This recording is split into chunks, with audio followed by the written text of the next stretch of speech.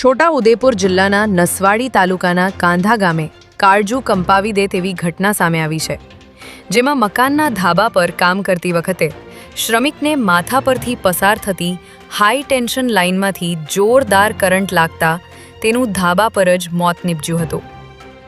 મૃતકની ઓળખ નસવાડીયાળી તાલુકાના કાળીદોરી ગામના ખુશાલ રાઠવા તરીકે થઈ છે, જેમાં ધાબા પર કામ કરતી વખતે નડતરરૂપ ઝાડની ડાળખી તોડવાનો પ્રયાસ કરતા આ યુવકને કરંટ લાગ્યો હતો, જેના કારણે સ્થળ પર જ તેનું મોત નીપજ્યું હતું.